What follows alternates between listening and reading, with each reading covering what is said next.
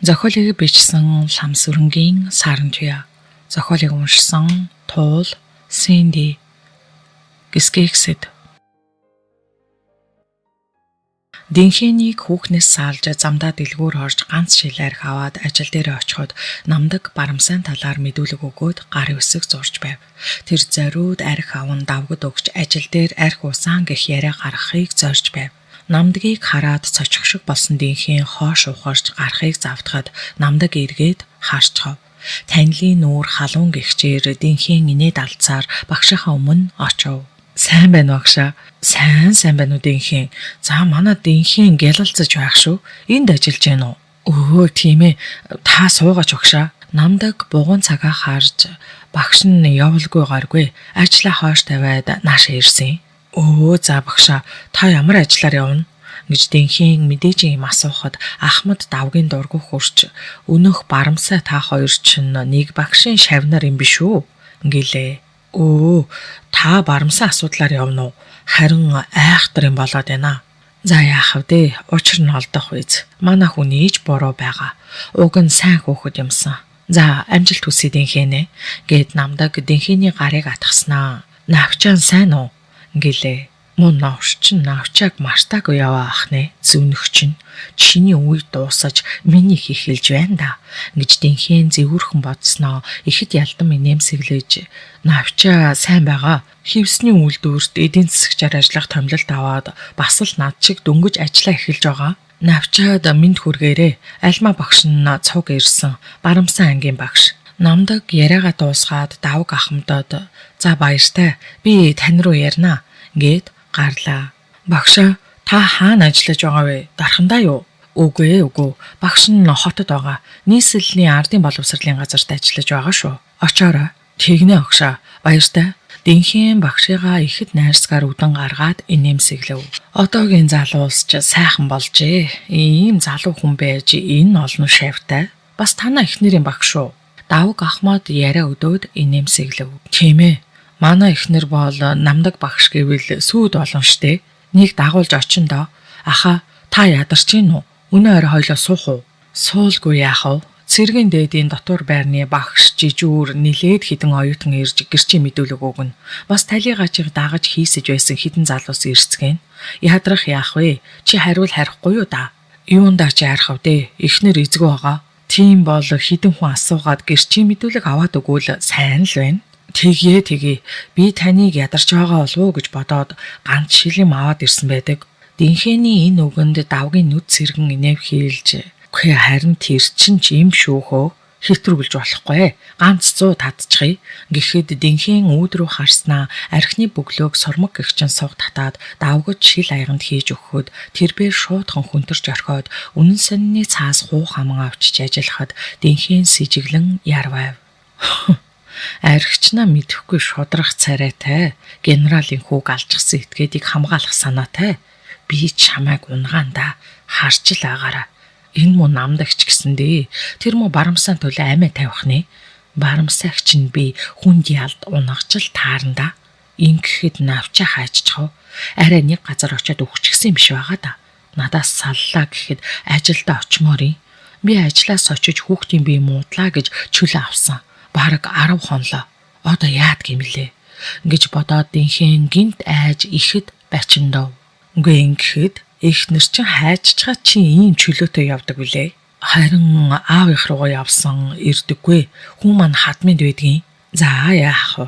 Тэгж байгаад ирэх үсттэй. Ганц цэгээс Ахмад давгийн нэрийг барьж айлган 300 төгрөг аваа зогсолгүй эр биеийн хүслээ хангасандаа динхэн ихэд маадгаар байсан ч навчааг бодхоос бухимдаад байлаа. Динхэн навчааг өөрийн өмч мэд бодож дэрэгдээ байлгахыг хүсснээс түүнийг яаж зодож харгислал үйлдснээ огт бодохгүй байв. Болдогсон бол навчааг ажил хийлэхгүй байнга гэртээ байлгах юмсан. Өнөөдрийн аргаарч мөнгө олоод байж болох юм байна. Толгой хөдөлгөх төдийд маш хэцүү салах гэж буй аятаа ангасгийн өвдөхөд навчаа нүдээ алгуурхан нээж зөөлөн яваалав. Ямар ч гэсэн хааны газар байгаа бололтой. Нэгэн зөөлөн халуунгаар ихэд халамжтайгаар духан дээр нь гараа тавив. Яг л ээжийг шиг нь тэр гарын зөөлхөн гэж жигтэйхэн. Лавал динхэн энд алга бололтой. Ээж минь ирээд намайг асарч байгаа юм болов уу? Навчаа дахин нүдээ нээвэл түүний дээрээс цэлмэг тэнгэр шиг том цэнхэрнүүд мэлмэрэн ширтэж байлаа. Орс хүн бололтой хин бол би хаана вэ нэгчээ? Нөгөө хүн ихэд баярлан нүд дүүрэн мишээж хонгор минь одоо зүгээрээ бүх зүйл ард хоцорсон. Чи гадаа орцны үүдэнд ухаан алдчихсан байсан. Би чамайг арай хийж гэртээ оруулаад имчиллээ. Толгой чинь нилээд гэмтэл авсан юм шиг байна. Одоо тарих цаг болсон. Орс ихнэр яриад төд удалгүй бугалган тус газар чимчгнэн өвдгөн тариа хийж байгаа бололтой. Игчээ би хаана вэ наа? Чи байрныхаа нэг давхартай байна. Танд баярлалаа. Наташа Навчаа хоёр инхүү танилцаж дахин 2 өдрийн дараа Навчаа хөл дээрээ босов. Орцонд Навчаатай олон удаа согтуу таарсан орс эмэгтэй урт даашин зөмсөж хонгор шаргал үсээ шуугаад ихэд үзэгсэлэнтэй харагдахад Навчаа гайхав. Охин минь чамтай цуг явдаг нас тогтож яваа өндөр хүн чиний аав уу? Тийм ээ. Миний аав. Чи ээжтэй юу? Ээжтэй. Ээж аав хоёр минь миний хүүг хаардгийн сайхан гэр бүл байна. Танаа аав ээж хаана байдгийн? Орс эмэгтэй асуултынхаа хариултыг ихэд анхааран сонсож буйг ажигласан Навчаа төрлөх өртөөнийхөө нэрийг хэлэхэд түүний нүдэнд нэгэн их гэрэл мэлтэсгийн дүүрснээ төдөлгүй гунигтай болж Навчааг тэрч аваад хонгор минь би яг чам шиг охинтой байсан гэж шивгэнэхэд том цэнхэр нүдэнд нь нулимс мэлтэгнэв. Тийм үү? Таны охин одоо хаана байгаа? Нутагта аавтайгаа үлдсэн. Би охиноо маш их сандгийн. Та тэгээд очоод уулзаж болдгоо мó? Харамсалтай нүггүй. Би өөрөө их л тэнэг хүндээ. Уулзах байлгүй дээ ихч минь. Бурханд найдаж л байна. Харин чиний аав ээжийг хэн гэдгийг? Миний аавыг Сампил, ээжийг Норбил гэдэг. Би ганц охин юм байгаа.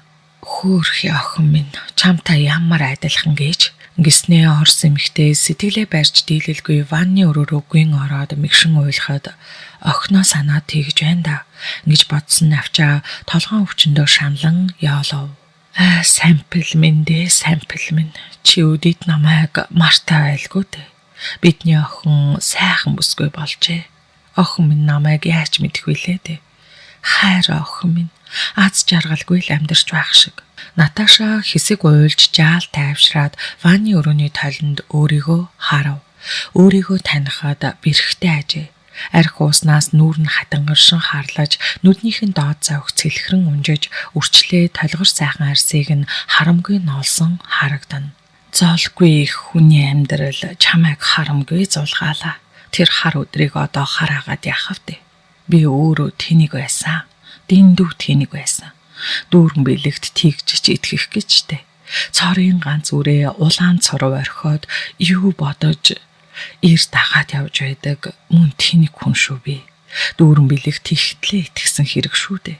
Сампил миний хойноос гуйж говшиж ирэхэд огтхон ч өрөвдөх сэтгэлгүй хөөгөд явуулсан да. Тийм өөдгүй энэ хорвоогийн хүмүүсийн хамгийн олиггүй зан гаргасан хүн зовхоос өөр яалтай үлээ. Дүүрэн бэлэгт хөөгдөд гарсан харанхуй шүн айж уйлж явсан нулимсны минь мөр одоо хүртэл хатаагүй нойд оргих шиг санагддаг. Васил минь тийхэд таараагүй бол би өдөрт амьд үлгэн салган энэ үедээ учрахгүй л байсан. Тээж төрүүлсэн ганц охин минь танхаа эрийн гарт зовж байна.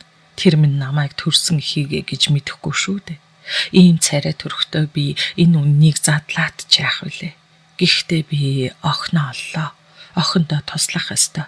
Түүний төлөө амьдрах ёстой гэж бодсон Наташа нүрээ дахин уугав. Түүнийг орхоод Навчаа яолж байлаа. Наташа түүнийг тархины дорхилд их авсан гэж бодсон тул тархины хаван буулгах тариа хийлээ. Дорнговын ангаах ухааны дунд сургууль төгсөөд хөсөр орхисон мэрэгжил нь ийм игзэгтэй үед хэрэг болно хэмээн хэрхэн санах вүлээ. Наташа өөрийн төрсөн ээж аваа эс мэднэ. Нөхөр нь улс төрийн гэмт хэрэгт хэлс гүтгэгдэн цаазаар авагдсан амгалан гэгч эмэгтэй түүнийг хүн хийж тусгай дунд боловсрол эзэмшүүлсэн. Нөхрөөсөө хойш насаараа ганц бие амьдарсан тэр хөвшин хорвоогоос явахын цагт хүн хийсэн ганц охиндоо энэ ганц өрөө байраа үлдээсэнд Наташа одоо хэрн амьдарч байжээ. Нэг үе энэ ганц өрөө байр архины оромж болж хорооны сэргийлэгч нарын хараанд байсан нь ч бий.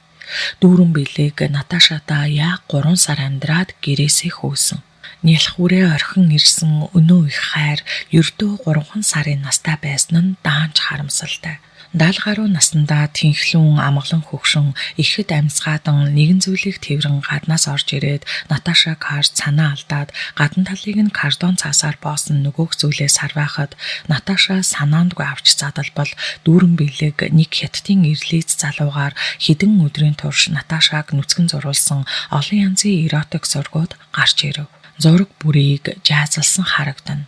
Хайрт минь чи бол энэ дэлхийн хамгийн үзэсгэлэнтэй эмэгтэй. Чинийхээ нүцгэн байгаа янз бүрийн байралтай зургийг харж би хайрын романс нэртэй симфони бичгсэн. Химэн дүүрэн билег уттал гуйж говьшсон тул Наташа тэр зургуудыг зурулсан ажээ.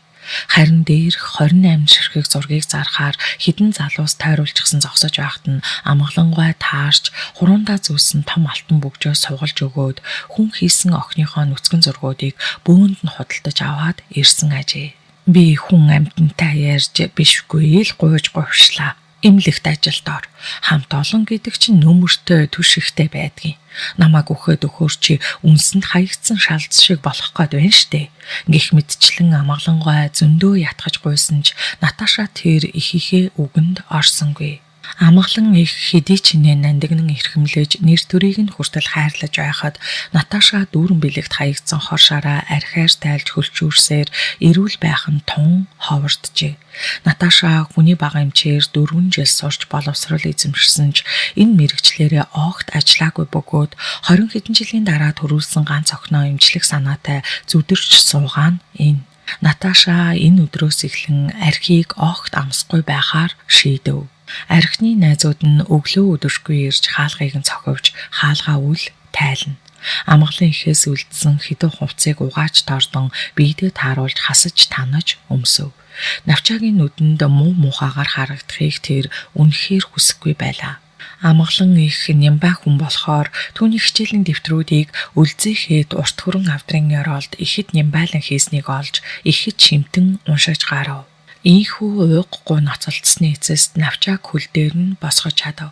Навчаагийн няц цохиулсан нүүр нүдний хаван бууж арьс нь хуучин хэвэндээ орсон ч цаанаа л нэг ядруу завиуртай харагдана. Наташа ихчээ би бараг 10 гаруй хоног ажиллаа тасалчихлаа. Намайг одоо ажил таслаа гэж бөө юм болж байгаа ах. Би маргааш ажилдаа явъя да гэсэн навчаа динхэнээс салсандаа салъя. Намайг ингэж зодчхоод 10 гаруй хонож байхад юу ч болоогүй юм шиг чимээг байх шивдэ. Дотоо орхисон хідэн хувцс намаа аваад нэг мөр тэднийхээс холдъё. Аав минь төмөр замаас байр гуйгаад 5 жил ойчор хүлээж байгаа. Одоо ерэнд өгөж байгаа ах та гэж бодов. Хайрын л дээ охин минь. Би чин гайгүй бол ажилдаа явахгүй байж болохгүй. Маргааш очоод ирдээ. Наташа ихчээ би нөхрөөсөө одоо салмаар байна. Танад хэсэг байж болох уу? Би бас зохих ёсны мөнгөний төлөө. Манай ах чиний мэдээлд байнга байна л гэсэн үг. Байж вэ? Харин мөнгө хэрэггүй. Чи миний охинтой адилхан. Чи манад байна гэдэг аз жаргалал гэсэн үг. Санаа зовлтгүй дээ охин минь. Баярлалаа ихчээ. Та надад тун их тосоллоо. Баярлах юу ах билээ дээ. Баярлалгүй яах вэ ихч минь. Би дээшээ ороод аваагүй юм аваад ирээ. Ажлын цагаар динхээ байхгүй юм чинь гэсэн навчааг орс ихнэр төгшөнгүй харж зүгээр байгаа. Би хамт орох юм уу? Гэлээ. Яах юм бэ ихчээ? Одоо эзгүй байгаа. Та санаа зовлтгүй гээд навчаа гарч авав. Навчааг түлхүүр гарган хаалгангоолох гэтэл эмэгтэй хүн дуурах шиг болоход хоош ухрав. Ямар ч гэсэн чамайг хориулахгүй. Харин амаа хамхиж явхаа мартав да. Намайг дуудсан цагт ирэхээ мартав. Чи сайхан хүүхэн юм аа. Динхээний захирангүй хэрнээ хүсэмжлэн хэлэх сонсогдоход навчаа хоош ухарч дээш шатаар өгсөн гараад тонгоон харав. Эхлээд 30 орчим насны аштайхан царай зүстэй эмэгтэй араас нь сэргийлэгчийн дөрөнд хувцастай динхэн ихэд сэтгэл дүүрэн нэмсгэлсээр гарч ирэв. Динхэн ийш тийш харан хэсэг зогсоод хүүхнийг орцсноос гарсны дараа биеэ зэхэлснээ гарч одов. Бузар амтан хогийн навш одоох энэ бузар оромжноос нь зайлаад өгье л дөө. Навчаа түүний гарсны дараа дотогш орж өөрийн гих юм аваад яаран гарав. Маргааш нь навчааг ажилдаа очиход хүүхэд нь яаж байна гэсэн улс угтсан төдийгүй дэнхийн хүүхдээ эмнэлэг цахиж байгаа гэсэн эмнэлгийн магадлалаа хүртэл аваачиж өгсөн байв. Навчаа дэнхээний үйлдэл бүрийг бодхоос голдоо ортол гомдож байлаа. Аавынх нь байр хөссөн өргөдлийг Улаанбаатар төмөр замын үйлдвэрчний хороо ёсоор болгож 10 дугаар сард ашиглалтанд орох байрнаас 2 өрөө байр олгох болжээ. Нийгэнт байр олгогдох болж байгаа тул навчаа баярлахаас өөр яалтай билээ. Навчаа Орос эмэгтэйхээс сар гаруй ажилдаа явж аль болохоор дэнхэнтэй таарахаас зайлсхийж байв. Навчаа ажил таран гарч ирээд явхаар завдтал араас нь хүн дуудав. Навчаа эргэж харсангүй. Тэр дэнхээний дуу байсан тул улам хурдлан цааш алхав. Дэнхийн араас нь гүйн ирж гараас нь бариад ав. Навчаа дотоод сэтгэлээ тайвшруулах мэд хөнгөн шүүрс алдснаа. Дэнхээнийг үл томсралсан харцаар харж гар тавиад надаас холд гэж хэлэхдээ өөрийнхөө дууг таньсангүй. Сайн байна уу навчаа? Яасан? Чи намайг тэр шөнө чиний задуурыг даалгүй өгчихсэн гэж бодсноо? Тэгсэн харин амьд байгаа болохоор нь хариуцлага хүлээнэ гэж айгаад хүрээд ирсэн үү? Битгий би чамаас гомдол нэхэхгүй. Одоо зам замаа хөөж амьдрий. Навчаа ихэж шазрун хилээд цааш явах гэтэл дэнхийн гараас нь барьсан чигтээ мөрөөр нь тэрэн алхаж намайг уучлаач дээ гэж гуйлаа. Үгүй би ямар чамд алуулах гэж танад очсон юм уу? Одоо би чамд ёстой гар хүрэхгүй хаширлаа. Би чамайг зөндөө хайсан. Чи олдохгүй исэн штэ. Ер нь чи намайг гэртээ аваачиж яах гэж байгаа. Гэртээ хүүхэн аваад ирсэн байсан штэ. Навчаагийн ил өгөнд дэнхийн агдахсгийн цочойж энэ мо одоо яагаад түүнийг мэддэг вүлээ? Муу гिचи ганц цэг хэлсэн байж таарлаа. За гайгүй. Миний амьдралд халдна гинэ чи. Надаар оролдвол яадгийг би чамд үзүүлээд өгье л дөө. Маргааш чамайг 14 хоног хорж орхий. Химэн занан бодов. Юун хүүхэн шухан яриад байна чи чинь. Чиний гэрээсээ дагуулад гарч ирж байсан хүүхнийг хэлж байна. Новш гэж тэр мөн хүүхнийг хин тоож унтаж хөвтдөг юм бэ? Тэр чинь хэрэгтэн над дээр байцагдж байгаа хүүхэн заа юу? Тийм байх л да. Чиний эрхэнд орж хоншиг хөдлөгдөж явахыг бодоход чи одоо бити балаа юм яриад байгаач. Тийм ээ. Балаа юм ярьчихлаа. Уучлаарай. Чиний явдал надад хамаагүй.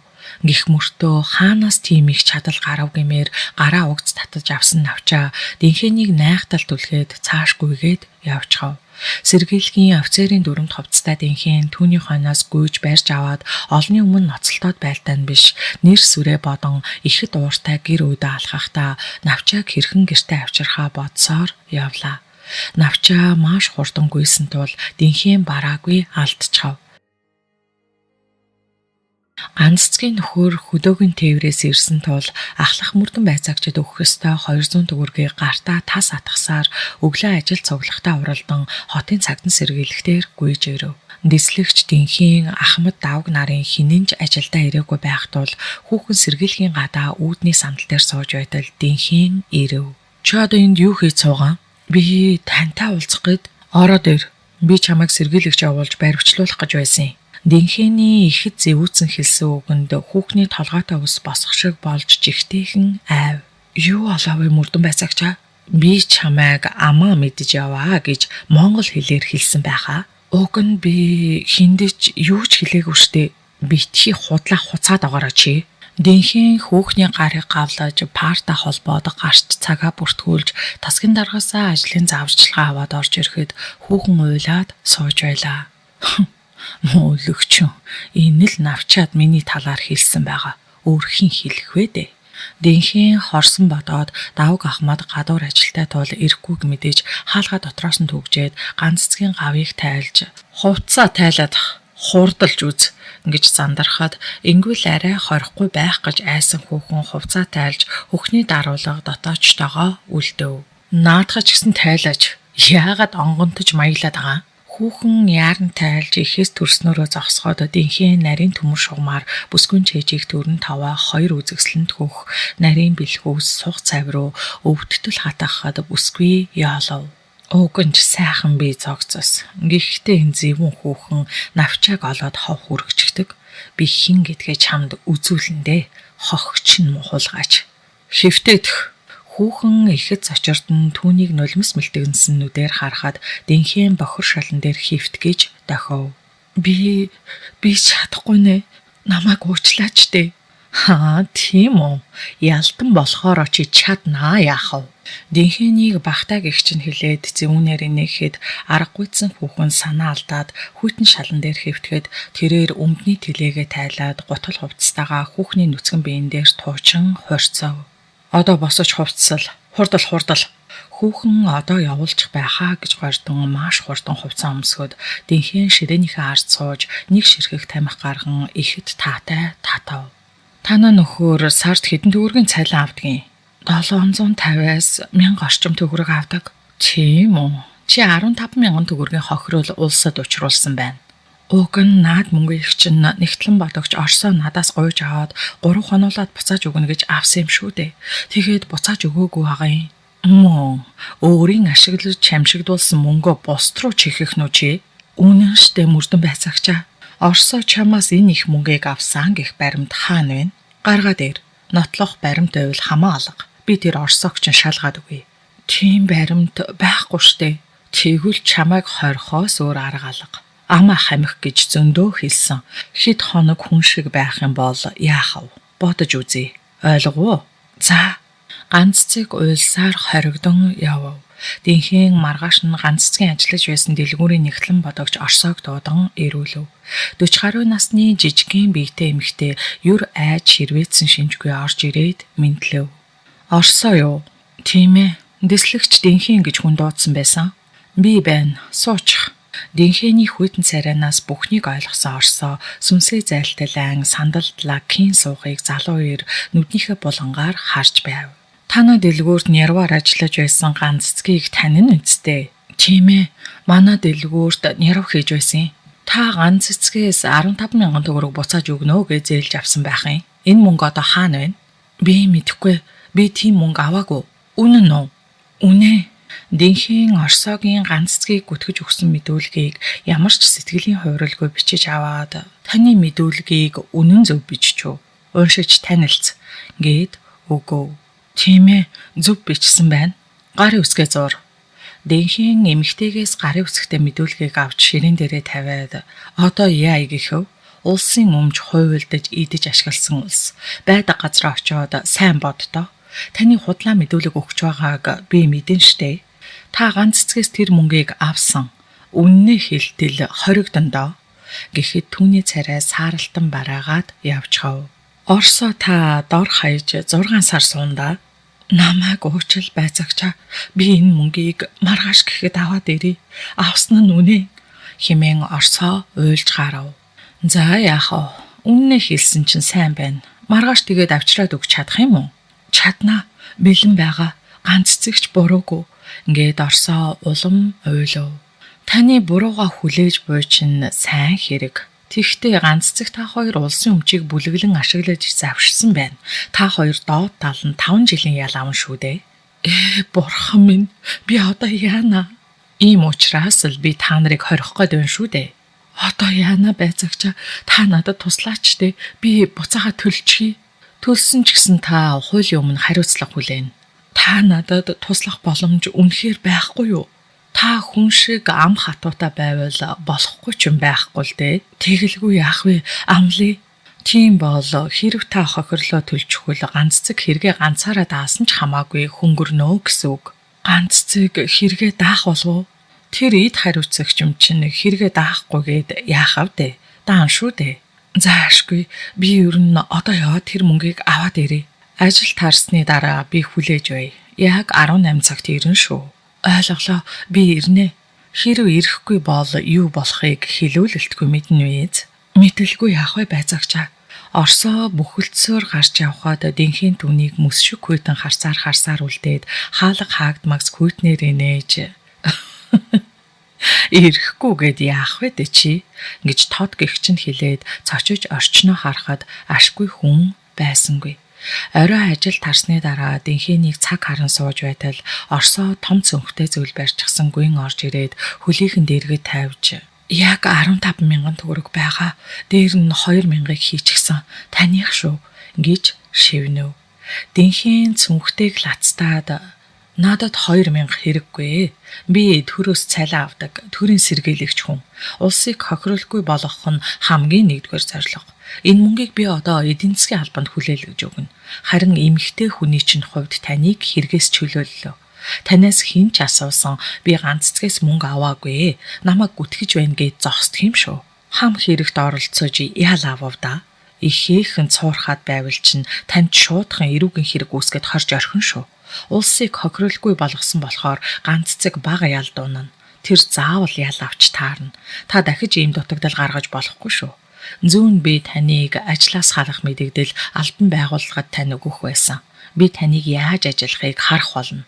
Гэсэн Дэнхээний хатуу үгнээс жигтэйхэн айсан орсоо чимээгүйхэн гарч одохдоо бурхан минь, яа сайхтар хатуу шудраг хүн бэ. Миний өгсөн 2000 төгрөгийг авсан чгүй.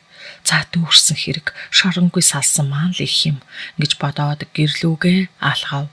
Орсоогийн хувьд айдас хүйдэс ард хоцорчээ. Ганц цэгийн тухай тэр бодохыг ч хүссэнгүй.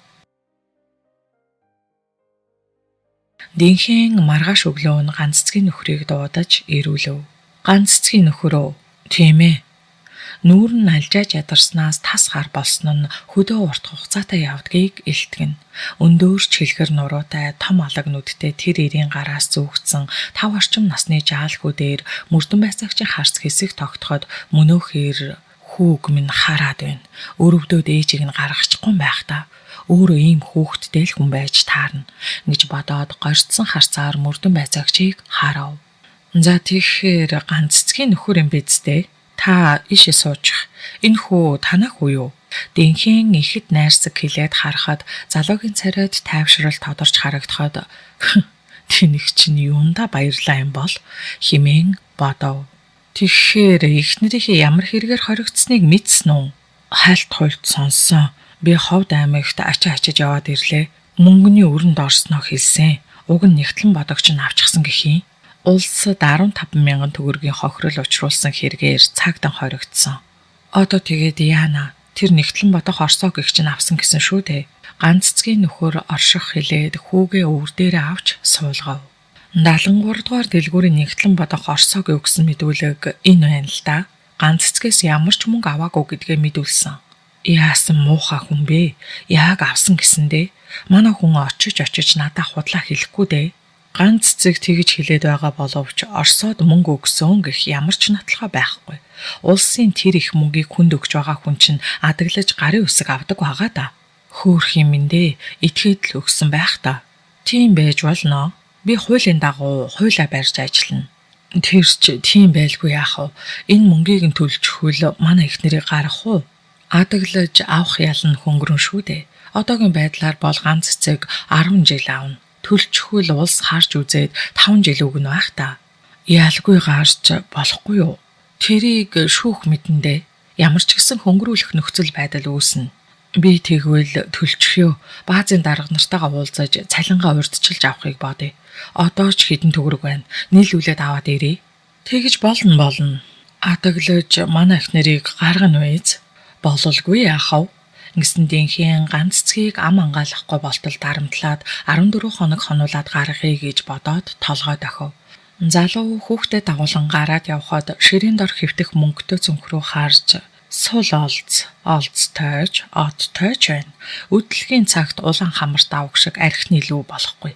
Лусын хаан шиг тарвалзаж гидсэн элсэн шиг хэвтэх юм шүү. Химэн бодов.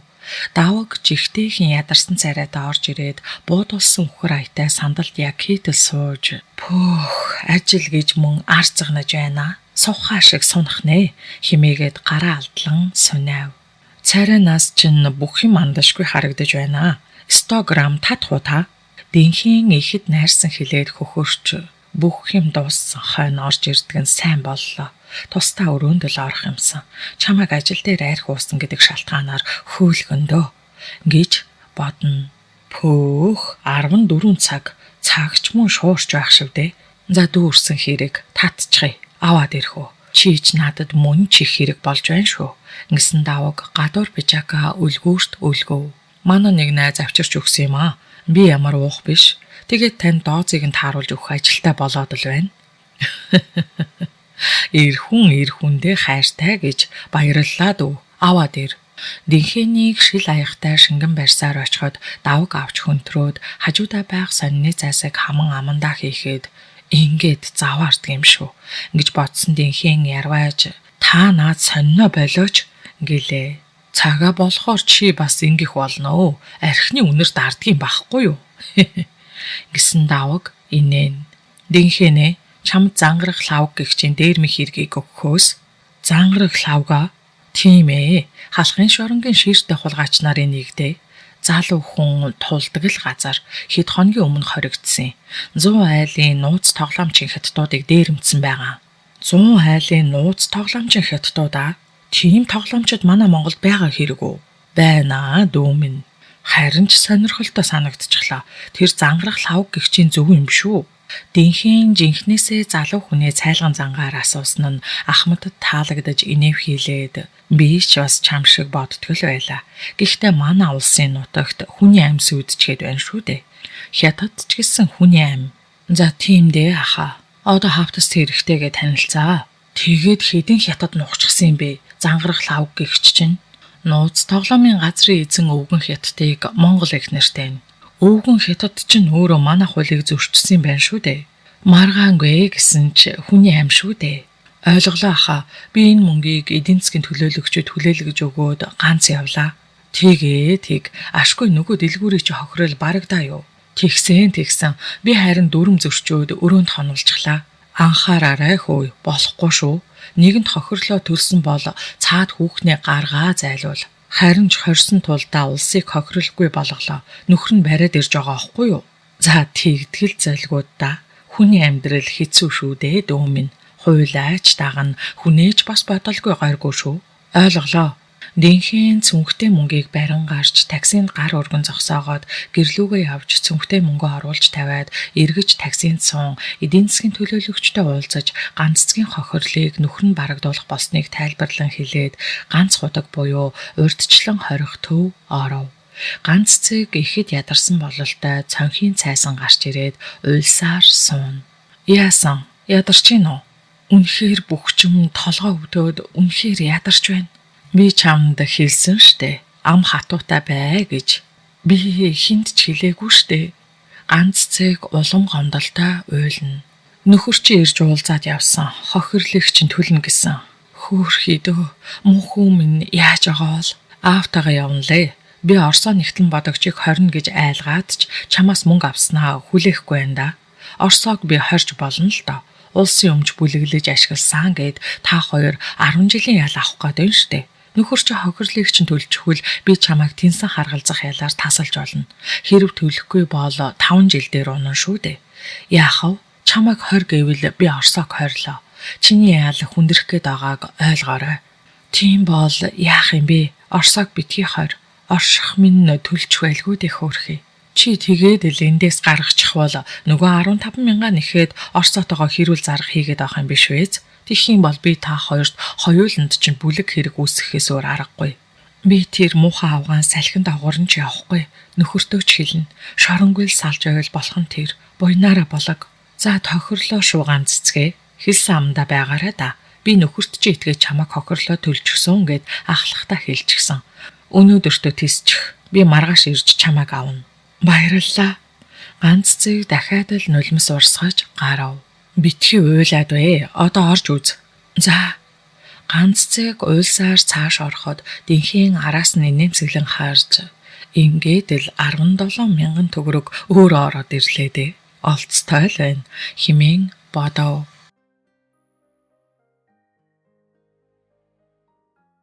Дэнхэн тэр эрийг хараад бараг өөрөө сүрдсэн ч төрийн хүний сүрийг үзүүлэн ихэмсэг царайтай сууж байла.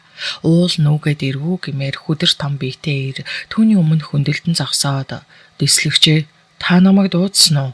гэж хөнгөнөөлөв. Ястай л нөгөө эртний шилийн сайн ирсэн юм байсан байх та.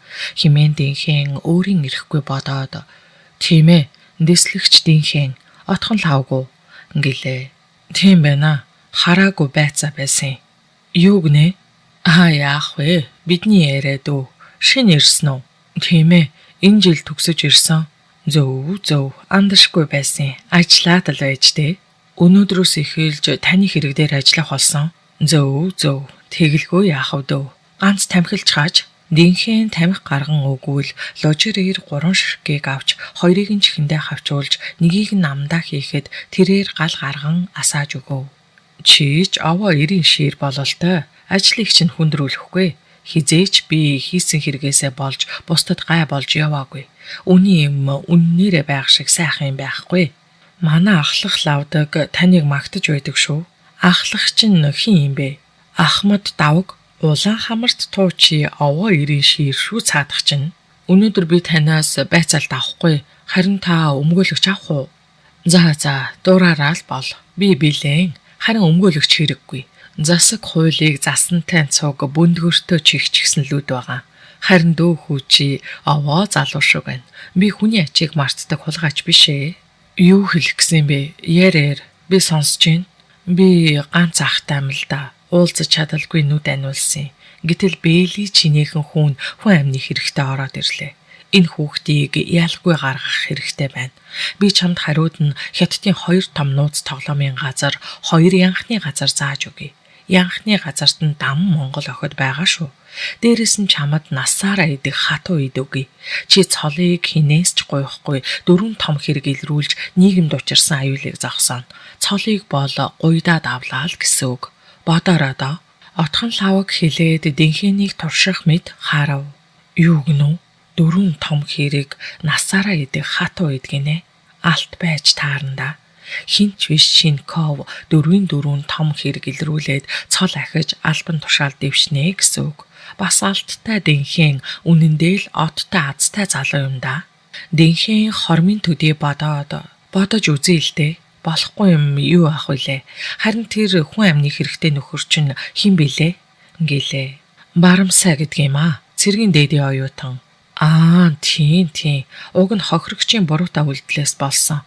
Гэхдээ хохирогчийн эцэг сүрэн генерал шүү дээ. Сүрэнд би нөлөөлүүлнэ. Ойлгомжтой. Би маргааш ирье. Тохирлоо гэж ойлгож болох уу? Бараг л. Чи ахта 2 шил арх аваад ирээрээ. Та нэрээ алах хүн байна шүү. Та тэгээ дотгош нь оруулж чадах юм уу? Гэд дэнхэн нэмсэглэв. Дэслэгч минь дээ. Чи ахыгаа мэдэхгүй л байна да. Ах нь энэ газрын эзэн шүү дээ. Зангараг лавг. Тэрээр пархийн инээсээр цааш явж одов. Дэнхэн 20 газраас гараад хэсэг зуур саатан зогсов. Эзүү. Азал байх ёстой. Атгаад авсан онохгүй. Мөнгөтэйч боллоо. Удахгүй алттайж болно. Одоо ганцхан навчаал хэрэгтэй. Ажил дээр нь очиж хүлээсэн дээр ах. Навчаа дэнхэнийг хараад уурлалгүй хурж ирсэн нь хамт ажиллагсдаасаа зовсон болол та. Чи хаанаас ирж байгаа? Ажлаасаа. Чамтай ярих юм байна. Навчаа ширүүн хэрнээ шаардангуй хэлэв. За навчаа минь салах тухай ярихгүй шүү. Чамгүйгээр би ёстой байж чадахгүй байна. Өлсөж гин. Хойлоо ганзанд орё. Үнэхээр дэнхэн царай алдчихсан шиг харагдахад навчаа өрөвдөв. Тэд хоолны газарт орж сууцгаан өөдөөсөө харалцав. Дэнхэн цаанаа л нэг гөлөлцөж би нөгөө хүүхнийг хорчихсон штэ гэлээ. Юу вэ? Яаж байгаа чинь тэр вэ? Тэнийг бахаа чи. Навчаа дуу алдан зэмлээд дэнхэнийг ууртай харав. Чи л өөрөө хардаад байсан биз дээ. Чи ч одоо ямар тэнэг хүн бэ гэсэн навчаа дэнхэний чихэнд ажил амьдралаа зааг ялгаатай байлгаж сураач гэлээ. Би түүнийг гэртээ оруулсан нь буруу л да. Чи гэр орноо бузарлсан. Би одоо танад орохгүй. Навчаа юу ч болоогүй штэ. Чи ойлгол доо. Гэсэн ч би жирэмсэн. Би чамаас өөр хүнтэй ойртойгоо болохоор бидний 2 дахь хүүхэд бий болж байна. Баярлалаа хайрт минь. Хойлоо гэртээ харъя. Тийх үү? Тэгээл дээ. Аав чинь намайг дандаа загнаж хөөдөг. Одоо тийм болохгүй. Би арх уухгүй байгаа. Дахиж уухчгүй. Хойлоо сайхан амьдрий тийх үү? Одоо хойлоо биш дөрүүлээ амьдрна. Чингүнийг ч авчирна. Хүмүүс удахгүй сургуульд орно. Биднээс хөндөй хүн болж өсөж гин. Чи өөрөө мэдтэй хайрт минь. Аавд төмөр замаас шинэ байр өгч байгаа. Би түүнд хүүхдүүдтэйгээ амьдрна. Миний ажилчин аав 5 жил хүлээж байж арай их юм байртай болж байна. Харин танаа аав 2 хоногт байр олдог бэлтэй хүн. Хүн маань ухаан орж байна. Өвөө нь байсгийгээ л ирж агсан тавьж баярхаад байвал ямар санагдах вэ? Хэдийгээр ажилчин ч гэсэн үртэй хүн гэдгээ бодож наан цаантай ажил. Хүүхдийнхээ дэргэд эхийг нь зодож алчих гээд байвал хүүчин чамайг үзээ ядна. Цаашид надтай амьдрал ухаантай амьдр. Чадахгүй бол би хүүхдүүдтэйг амьдрнаа. Навчаагийн эрс шулан үгнээс айх шиг болсон дэнхэнд бууж өгөхөөс өөр арга байсангүй. Хойлоо гэртээ харъя л да. Тийх үү. Би дахиж хизээж чамайг гондоохгүй. Явцгаая. Навчаа гинт захираад босов. Хойлоо хоол идэл дээ. Гидэс өлсөд байна. Хараад хоолоо хийж ид. За. Гэр орноо сайхан цэвэрлэн шүү. Би чиний гэрээ үйлчлэгч биш. Тэгээд ч чамд зодуулаад тарих толгойдоо гимтэл авсан. Ядраад байна. Ойлголоо доо. Дэнхийн аргагүй байдалд орж навчааг даган гарав. Чи минь хаана байгаа юм дэ хайрт минь. Байранда. Юу? Гэртээ юу? Дээвэр дээр. Арай үгүй хэлгүү дээ. Гэхдээ чи магадгүй хүн шүү. Ингэсэн дэнхийн цүнхтэй мөнгөө яаж нуух вүлээ? Харчих болж одоо явлаа гэд цамнаж гарна да. Одоо дахин энийгээ зодхоо болио. Хүүхэн хаа мундахв дээ. Захаас авна л олдно. Харин навчаа дахиж олдохгүй. Ингэсэн бодолд автан явсаар байрныхаа өмнө ирж хоёул орцондоо ороод дэнхэнэ чи гэртээ орж бай. Би юм аваад орно. Гэхэд дэнхэн гайхаж чи нэрээ дээврийн хонгилд байсан юм уу гэд нүдээ том болгосноо гинт цүнхтэй мөнгөө санан за гэд шатууд ухсхийн гарав. Амьдралын нэгэн сайхан агшин навчаад мэдрэгдэх шиг болоход тэрээр инэв хийлж дэнхэний араас уучлсан уярлын харцаар харав. Эмэгтэй хүн гэж.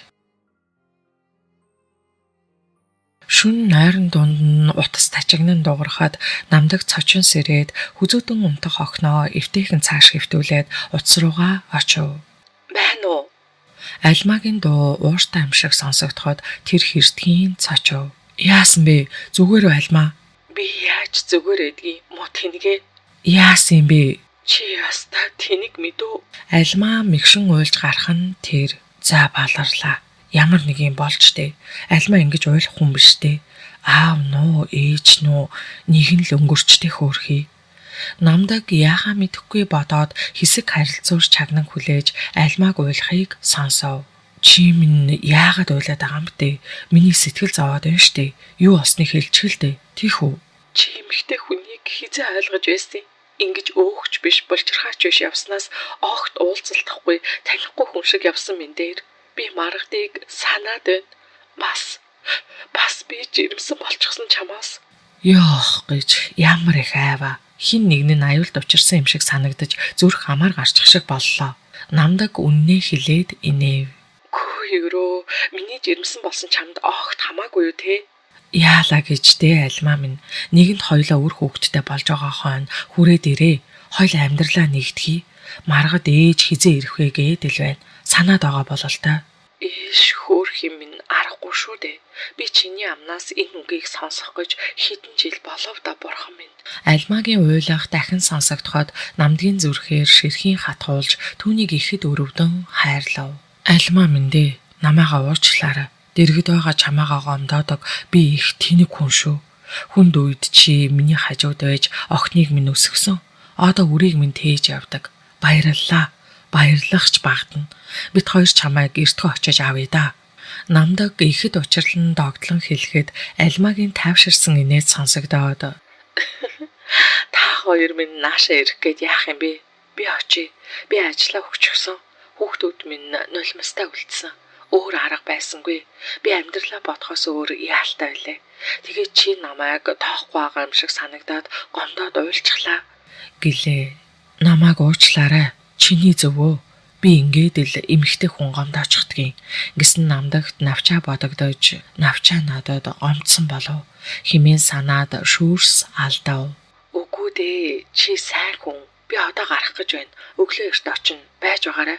Тэгэлгүй яах вэ? Чи минь болгоомжтой яваарай. Ямар унаагаар гарч байгаа юм бэ? Найзынхаа машинаар нөхөр нь даргын тэрэг барьдгийн. Хотод байгаа дарга очиж авах гэж байгаа гэсэн. Өө за. Тэгвэл найдвартай унаа юм байна. Санаа амарлаа. Хайртай шүү чамдаа. Би ч гэсэн та хоёртой хайртай. Чи минь сайхан амраарай. Шүнжин чамайгаа бодоод хэвтэж бай. Унтаж амраараа да. Альма эрхлэнгүй хэлээд харилцуураа тавив. Намдаг Цэрмааг нэг л өдөр ороод ирнэ гэж хүлээсээр 5 жилийн дараа Альматаа гэрлэхээр эргэлт буцалтгүй шийдэв. Өглөөний нартай уралдан Альмааг хүрээд ирэхэд Маргад охин ээж гэж хашгирснаа гүйн очиж илгэнд нь наалдчихав. Ээжээ чи яагаад удаад ирж байгаа? Би чамайг санаад ахад миний охин ээжигээ уучлаарай. Ээж надаа охиноо орхиж явахгүй за. Нэрэн үү ээжээ ямар гоё юм бэ? Тэглгүй яахав дээ. Ээж нь охинтойгоо дандаа хамт байна. Удахгүй дүүн гарна. Миний охин ч дүүтэй болно. Тэгээд тэр дүү хаана байгаа? Ээж их нь гидсэнд байгаа. Гэлээ би дүүтэй болно ааваа. Маргад баярлан хашгичаад зөөлөн орон дээр үсрэнэ. Миний охин оочин шүү дээ. Чи ээжигээ харахаар ингээд үгэнд ордоггүй шүү. Аав ажилдаа явбал яв. Ээж минь байгаа юм чинь орой эрт ирээрээ. Охин өөрт нь авчирсан ээжийнхээ бэлгийг үзэж бөөрч баярлав. Би энэ гайгүй юу? Энэ Маргад булааж авчгаад чамаага үнсчиж чадсангүй. Охин минь зөндөө санчихжээ. Би ч гэсэн чамайг зөндөө сансан. Тийм бол тэгээд яагаад ярьдгүй байсан? Ярьдаг байсан штэ. Тэр хоёр Маргад охиноосоо нуугдан байж үнсэлцэв. Ийхүү эцсийн шийдвэр гарч Намдаг Альмаа хоёр гэрлэв. Нялх охиноо үнсэж чадалгүй цогоог даган гарч ирсэн Цэрмаа 3 өдрийн дараа улаан удахтад ирсэн байлаа. Цогоо хэлснээрээ түүнийг элчин консулын газарт ажилд оруулсангүй. Бурайдууд олноор суудаг зүүн урд дөөрөгт орших 2 давхар тоосхон байшинд авчирчээ. Цогоо Цэрмаа хоёр багадаа нэг байранд тоглож өссөн. Цогоогийн эцэг эрдэнэ сайд нарын зөвлөлд ажилладаг байсныг тэр хавийнхан бүгд сайн мэднэ. Сайдын баг хүү цогоог баахан зоргоороо явдалтай гэж хүмүүс мэднэ. Цэрмааг Намдагтай танилцаж ханилан суух үеэс цогоо хаашаа ч юм бэ нэг тийш явчихсан үе байсан тул түүний гадаадын нэг оронд явсан байх гэж бүсгүй бодож байв. Харин цогоо түүнийг жирэмслэх үеэс гинт гарч ирээд түүнтэй уулзаж ханилан суух талаар гуйж говшиж түүнд нүд баясгасан чамин аймаг зөвлөлт зэрэг үнэтэй зүйл бэлэглэн сэтгэлийг нь татах болов. Үнэн дээр цогоо яаж ч бодсон Намдгаас илүү биелэгж авирлах тул цалингаас цалин харж өрийн өмнө бөхөлдсөн Намдаг хадмуудынхаа сэтгэлд үл нээцэх тул тэд бүгдээрээ цогоог сонгож байсан ажээ. Бидний жаргалтай амьдрал эндээс эхэлнэ хайрт минь. Ихэд тансаг тавилгатай хэрнээ сэтгэлд хүйт даасан тэр байранд ороод цогоогийн хэлсэн нь энэ. Би хизээ ажилдаа орох юм бэ? Юунд ч юм бэ? Ихэд төгшин Цэрмааг асуухад тэгж байгаад болох үсттэй. Санаа зовох юм байхгүй. Цогоо ихэд хайнгад хэлээд савхин цамцаа шүүрч босов. Чи хаачих нь вэ? Ажил байна хөө. Өнөөдрөөс эхлээд чи энэ байшингийн эзэн авахаа шүү дээ. Үүдэнд биднийг угтсан тэр улс чамд үйлчилж чиний үгээр байх болно. Юу яриад байгаа юм бэ? Бодит байдалтай эвлэрч сур. Энэ бол чиний амьдрал учраас бүгдийг мэдэж захирч сур. Өөрийгөө шинэ амьдралд дасга. Чамайг би мэднэ. Чи чадна. Надад ажил гарсан. Хэд хоног яваад ирнэ. Сайн сууж байгаарай. Чи хааж гэж байгаа юм бэ? Москвагийн чиглэлд 10 гаруй хоног явнаа. Би ийм олон хоног ганцаараа байх юм уу? Амьдралын шаардлага шүү дээ хөө. Бид залуу наснда бүхнийг амжуулахгүй бол өтөлсөн хойноо яах вүлээ? За би явлаа. Ингэж гинт яарсан цогоо том хүрэн ширээнд суйрлуулсан хонхыг огцом дарахад 30 орчим насны намхан нуруу гойлог биетэй том алаг нүдтэй эмэгтэй орж ирэв. Байлжмаа чи энэ хүнийг харж байгаа биз? За тийм ээ. Та юу тушаахсан бол? Энэ эмэгтэй миний эхнэр. Тийм учраас гэрийн бүх эрх мэдэл түүнийх. Түүний үгээр бүхнийг зохицуул. Харуул хамгаалтыг чангал. Борис Бадмаевыг дуудаж оройн хоолнд урьж танилцуулаарай. Даниэл Дорж хоёрыг дагуулж миний машинаар явж хоттой танилцуул. Ойлгов уу? Ойлголоо. Та сайн яваарай. Чи одоо гарч бай Байлжмаа. Байлжмаа гарч хаалга зөөлөн хаагдав. За би явъя да хайрт минь. За тийхээстэй. Гэхдээ би хамт явж болдгоо мó? Болохгүй ажил шүү дээ хөө. Чи надад сайхан хүү охин хоёр төрүүлж өгөөрэй. Би та нарыгаа дэлхийн диваажинд амьдруулах болно. Ямар гоё юм бэ? Дэлхийн диваажин гэхээр Москва юу? Арай биш ээ хайрт минь. Цогоо цаанаал нэг бардам хилээд нууцлаг инээмсэглэв. Ингээд чи ямар ажил хийдэг юм бэ? Тэрийг чи мэдхийн хэрэггүй. Цонхны цаана машин ир зогсох сонсогдоход за явах цаг боллоо. гэсэн цог түүнийг тэрж үнсээд гадагш гараад явчихад Цэрмаа цонх руу гүйн очив. Цонхны доор урд өмнө нь түүний харж байгаагүй бүрэн хуйлагдсан бенз машин зогсож байх бөгөөд машин дотроос байлдаантай кинонд гардаг шиг төмөр дуулахтай ногоон хуц өмссөн дөрвөн залуу гарч ирэхэд цогоо жолоочийн хажуугийн суудалд сумагц машин хөдлөн явж нөгөө залуус ханаас жимбэ гарч ирсэн машинд сун түрүүчийн машины араас дагаж давхив. Энэ цогоо ямар ажил хийдгийм бол цэргийн дарга болсон болов уу? Ажлаа тодорхой хэлэхгүй. Нууц байдаг байж болох юм. Ямар ч байлаа гэсэн сайдын хүү муу ажил хийнэ гэж байхгүй бах. Цэрмаа өөртөө бодсон ч шинэ амьдрал нь уйтгартай хэрнээ сонирхолтой санагдав. Бас хоёр давхар байшингийнх нь тойруулан барьсан хэрмэн хашааны үүдэнд зэвсгэлсэн харуул зогсох нь бахархмаар. Цогоо тун чухал албанд дээгүүр алба эрхэлдэг юм байна. Тиймгүй бол хамгаалалт яаж байх вүлээ? Цэрмаа дахин бодоод Орос Монгол хэлний тайлбартай шүүрэн авч асуулаа. Орос хэл сурах хэрэгтэй. Гүй ер нь ингэж сууснаас гэрийн багш авч орос хэл заалгаснаа дээр нэгэнд би энэ гэрийн эзэгтээ надад эрх мэдлийг өгснөөс хойш яадгийн? Цэрмаа ихэд давлуунаар бодоод ширээн дээр хонхыг дарав. Төд удалгүй балжмаа орж ирэхэд түүний махлаг хоёр хазар улам улаан болсон харагдана. За эзэгтээ би бэлэн байна. Эзэнтэй явчихсан. Чи энэ нутгийнхоо гинт энэ хүндлэл сайхан санагдахад Цэрмаа ихэд найрсаг асууж цогоогийн ямар ажил алба эрхэлдгийг мэдхийг хичээв. Би энэ нутгийнхч арай бишээ. Балжмаа өөрийнхөө тухай ярих дургүй байгаа бололтой санаа алдав. Чи яагаад цогоог эзэн гээд байгаа? Дарга биш юм уу? Манай эзэн шүү дээ эзэгтээ. Би орос хэл хурдан сурмаар байна. Ойлголоо эзэгтээ. Би Ладан багшийг одоохон дуудъя. Та бас англи, япон, хятад хэл сурч болно. Мэдэхгүй. Би сурах юм болов уу да? Юу ч гэсэн багштай уулзъя. Багш одоохон ирнэ эзэгтээ. Та хотоор зугаалах уу? Эхлээд багштай уулзаж байж болъё. Ойлголоо. Балжмаа түүнд хүндэтгэл үзүүлж бөксөөр ухарсаар гарахад гинт ийм их ирэх мэдээлэлтэй болсондоо Цэрмаа баярлаж нүүр нь улайв. Хаалга зөөлөн тогшох сонсогдов. За, уучлаарай эзэгтээ. Эзэн танд энийг өгөөрэй гэсэн. Гэлтайсан халзан толгойтой намхан багдгаар лагс биетэй ир хүрэн хам хилэнгээр бүрсэн жижиг хайрцагтай зүйл барьж орж ирээд өмнө нь тавив. Та чинь хэн бэлээ? Би дугар гармаа юу. Эдний өргөөний дотоод зохион байгуулалтыг хийдгийн. Энэ хайрцагтай юу юм бэ? Би мэдэхгүй. Эзэн өөрөө танд өгөөрэй гэсэн. Тийм бол та явж олноо. Баярлалаа эзэгтээ. Сайн хэрэг гарсны дараа жижиг хайрцгийг нээж үзээд Цэрмаа дуу алдан босож харайв. Пөөх, Лусын хандал ийм их гайхамшиг байдаг байх. Гайхалтай. Түүний өмнө алмаз шигтгэдээ алтан аймаг зөвлөлд бөгж бугойвч яриаж байх нь тэр. Бурхны минь аврал. Би үнэхээр ийм амьдралыг хүссэн. Тэр хүслийг минь цогоо надад биелүүллээ. Цэрмаа баярлан бодоод хайрцагтай гингэртэй наан тэврээд баясалтай инэв хийлв. Зүрх нь төг төгхийн ихэд чимээтэй цохилно. Алсын алсаас нэлх охин нь үрчилзэн уйлах шиг болоход хурдхан нүдээ анчхав. Цэрмаа цогоогийн эзгүй 10 гаруй хоногийг сул өнгөрүүлсэнгүй. Тэр англи орос хэлийг заалгаад буйг цогоо ихэд сайшаажээ. Цэрмаа жинхэнэ дээдсийн хүрээлэнгийн амьдралаар амьдарсаар 5 жилийг өнгөрүүлсэн ч амьдралынхаа мөн чанарыг таньж чадаагүй л байлаа. Цогоогоос жирэмсэлж хөвгүнтэй болон чин болд гэж нэр өгөв. Чин болдхоо 3 ай өнгөрч эрүүл чирэг өсөж байсан ч эцгийгээ гаднаас ороод ирмэгц царайгаа хөхрүүлэн айж барихрах тул Цэрмаа ихэд гайхаж нөгөөтэйгүүр нөхрөөсөө зовно. Энэ үед Балжмаа үг дуугүй хүүг хөтлөн өрөөрөө навч ордог байлаа. Цогоо хүүдээ хайртайж ийн авирлагт нь үл тоон. Хүү чамайг ороод ирэхээр айж орилох юм. Яагаад ингэдэг юм бол? Цэрмаа нүрээ талент харан асуухад цогоо дуурсангүй.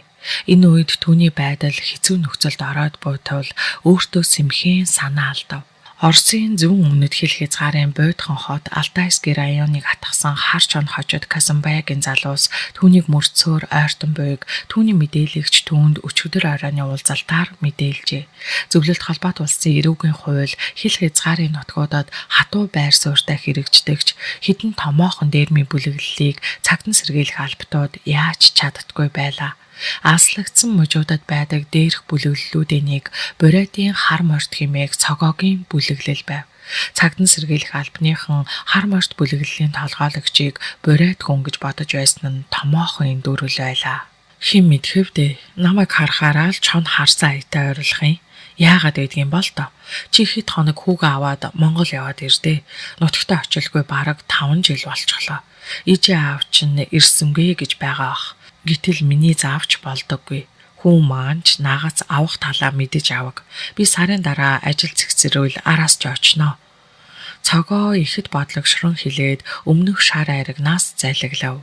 Цогоо чи юмыг дандаа тулгаж байж хэлэх юм аа.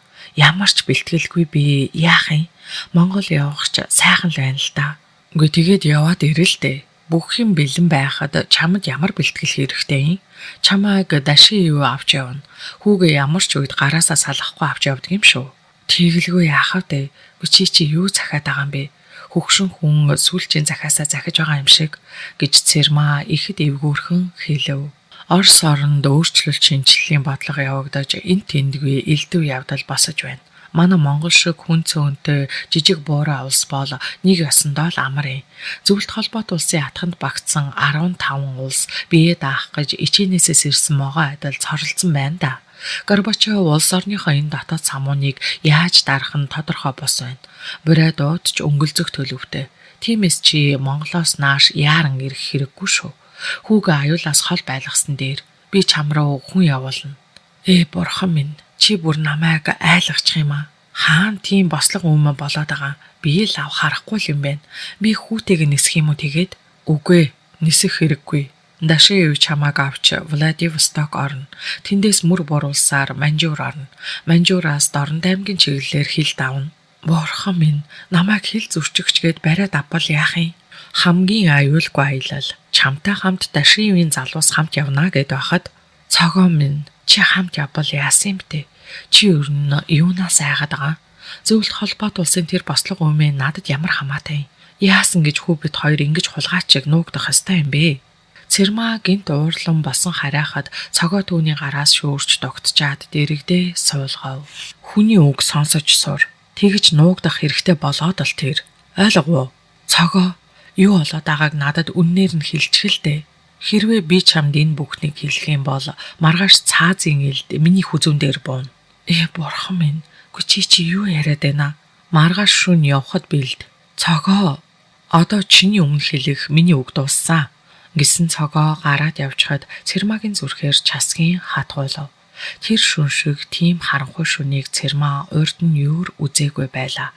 Дэлхийн ертөнцийг тэр чихтэн залгисан мэд түнэр харанхуйг зүсэн ялталдсан хоёр гэрэл урагшлах нь Бурат монголчуудын хар морд бүлгийн толгойлогчийн цорын ганц өв залгамжлагч Чин болдыг авч яваа хамгаалах албаныхан ажээ. Эхний машины араас өвч зэвсгэлсэн 5 машин явна. Дунд талын машинд өв залгамжлагч ээжтэйгээ хамт байгаа ажээ.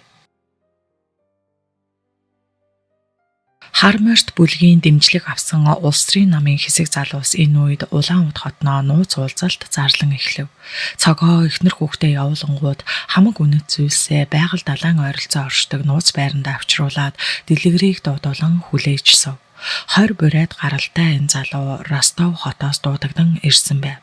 Бүхий л гэр орно нь хар мордийнхны гарт орсныг сонссон залуу ир яаран ирсэн нь илтч түүний царайд гүн их айдас цовхолзно.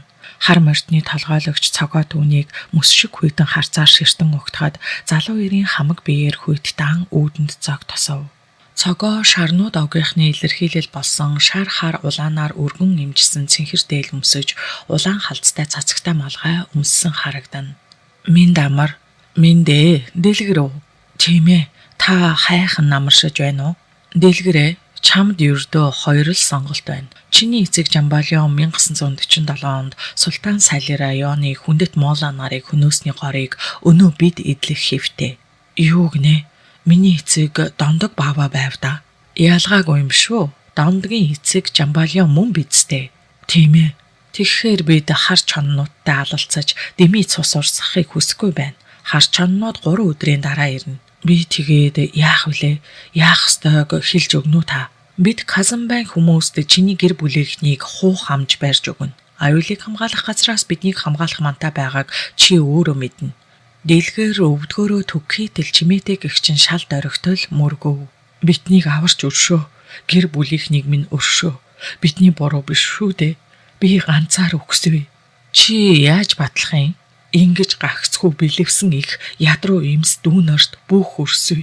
Миний толгойг автгай гэж хашгирсан дэлгээр олон халаас төрмийнхээ нэг халааснаас хялгас боловч тас гэрчмээр хурц хутах суг татан гаргаж ирээд зүүн гарынхаа чигчээ хурууг тас огтолж баталж байна би гэж хашгирав. Болж байна. Овоо ирэм. Эй балчаа. Түүний зэрлэг гимээр дуунаар 30 орчим насны бядлаг ир харайн орж ирэв. Балчин. За эзэнтэн минь. Дэлгээр цусан тангараг өргөв. Ар гэрийг нь хамгаалалтанд ав. 2 дахин их тэтгэлэг олго. Мэдлээ. Одоо имч дууд. Ойлголоо. Харваас орс цус холилдсон өндөр хян хамар үл элэг ногоон туяад нүдтэй өндөр залуу эмнэлгийн багаж сэлт барин тэр дорхноо орж ирээд мэхийн зогсов. Дэлгэрт эмнэлгийн тусламж үзүүлж нүүр царайны өөрчлөлт засвархий. Ойлголоо. Дэлгэрээ чамд хэлэх үг байна уу? Алгаа. Таны шудрах шийдвэрд гэлалаа. Магад чи амьд гарч болох юм. Боддоо чамайг өршөөг. Бурхан өршөөг таныг. Дэлгэр тасалгаанаас шалмаг алхан гарахад цогоо хүйтнээр цоо ширтэн инэв хийлэв. За гайгүй дээ. Миний хүү одоо аюулгүй газар руу явсан. Бурхан хэнийг өршөөхийг хар ил да яахав. Цогоо ихэд хатуугаар хямсалцсан бодоод инэв хийлгэхэд нээлттэй цонхоор илээ унгалдав. Цогоо дахиад ихэд хэрцгийгээр инээмсэглэв. Ах хэрэггүй юм биш үү? Муусан хүсрийн хасгуудад аллах байдагч надад хөх тэнгэр би. Чингисийн үрсад Монгол хүн хэрмэл хасгуудад дийлэгдэх ёсгүй. Цогоо омогшин бодоод сонссон хүн цочмоор тажигнтал хөхрөв. Түүнд цус үнэртэж байлаа. 1989 оны намрын тэргэл сартай тэр шөнө шүдээ хүртэл зэвсгэлсэн хар чоннууд бэлэгшээлт тоо 9 машинтай Улаан-Өд хотод орж ирэв. Толгойлогч Казанбай гэгч Лакс зузаан ир хар тоорцгоо баруун гартаа атгаад хар морьтуудын үүр энэ хотод яг байдгийм үү гэж томжиргүй асуугаад жолооны ард суусан лужир том эрийг харав.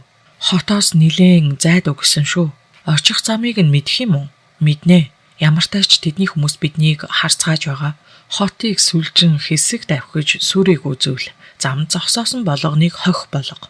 Хар морьтууд манай эзэмшилд халдаж өөрсдөө үдсэн. Тийм болохоор бид хайрлах ёсгүй шүү. Ойлгомжтой. Гэсэн том улзан толгойд халмиг ир палгар том гараараа нүрээ шудран арчаад хөх тэнгэр гэж өнгөсэй тийм өөртлөх сайхан шүү. Гэхэд ирчүүд мар мархийн хөхрөлдөв. Кийлган булгына уснасаа гарыгаа угаагаад суумаараа.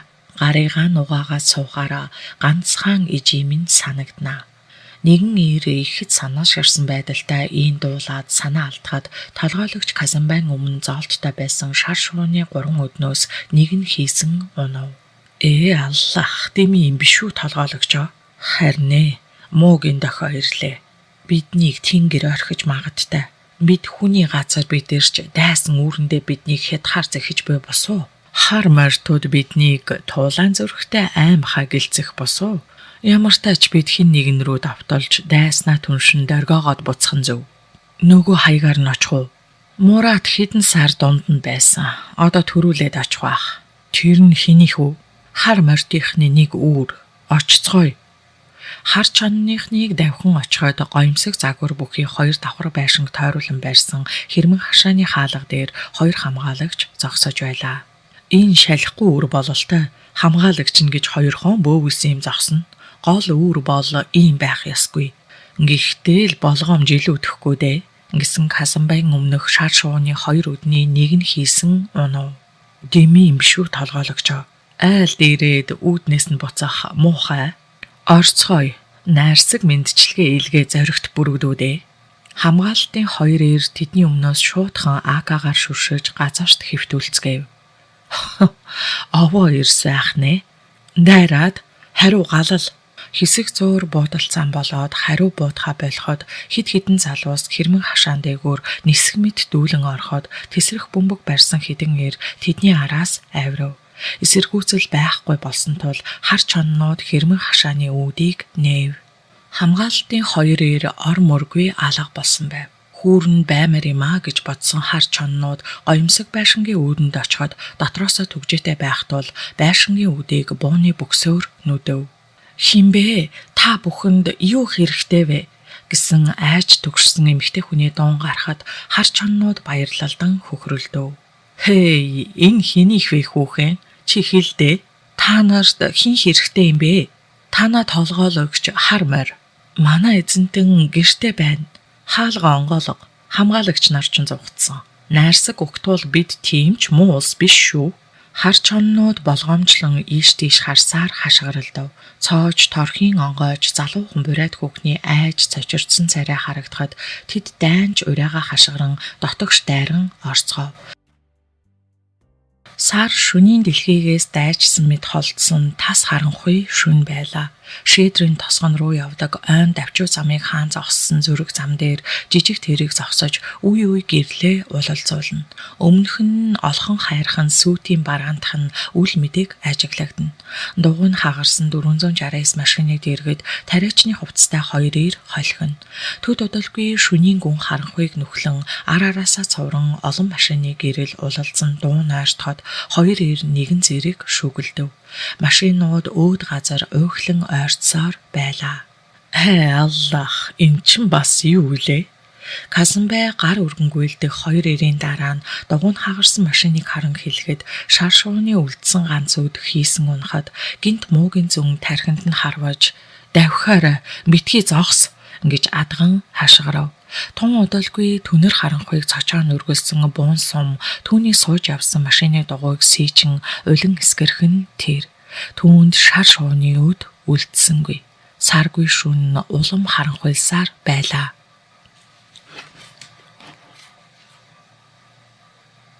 Ажил ихтэй байхад чи заавал хот явах гээд байх юм. Ханилан суусан энэ олон жилд анх удаа сампл ихэд уурлан цавхчаад бяцхан чингүүнийг хувцлаж байсан нойрпол гайхан харав.